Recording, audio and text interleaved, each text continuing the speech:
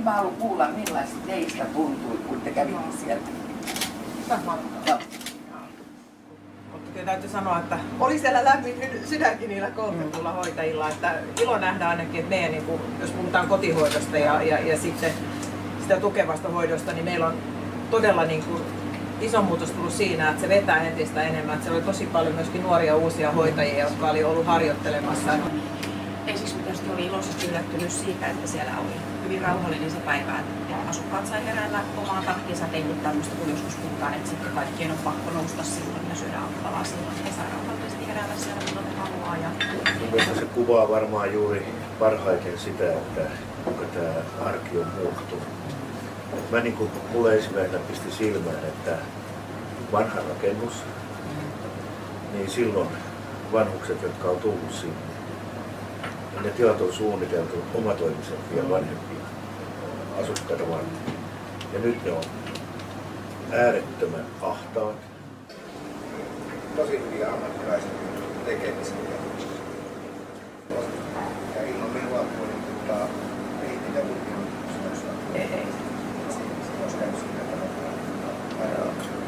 mutta kuitenkin se kokonaisuus oli, että kyllä tehtiin hyvää työtä. Kuitenkin ne kaikki hoidetaan. Ja sitten sekin just, että aika monen kohdalla se yksinäisyys, että kun hoitajalla ei ole aikaa olla, he haluaisi enemmän olla potilaan kanssa, niin sitä aikaa ei ole keskustella. Ja siellä on sitten niitä muutamia, jotka käy joka päivä katsomassa omaistaan. Ja se myös auttaa aika paljon tietysti hoitajia, että he syöttää ja näin poispäin.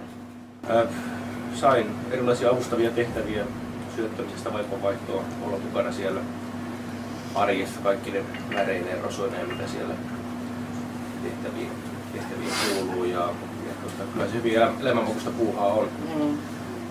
Tärkeää arvokkaasta työtä ja hyvällä asenteella siellä henkilökunta sitä teki. Ei sillä lailla tullut yllätystä, mutta se mikä tavallaan niin herätti, niin ambulanssissa ja paloautolla kun liikutaan, niin me hoidetaan potilaita ja ne tilanteet on semmoisia hektisiä, lyhytaikaisia. Ja se on niin kuin semmoista lyhyttä, nopeata tempoista. Sitten toi oikeastaan aukasi sen niin kuin ajatuksen, että nyt me ei olla laitoksessa sinänsä, vaikka laitoksessa ollaan, vaan me ollaan sen asukkaan kotona. Ja kun se on koti, niin silloin pitää niin kuin hoitaa se palvelu niin, että siellä kotona on hyvä olla.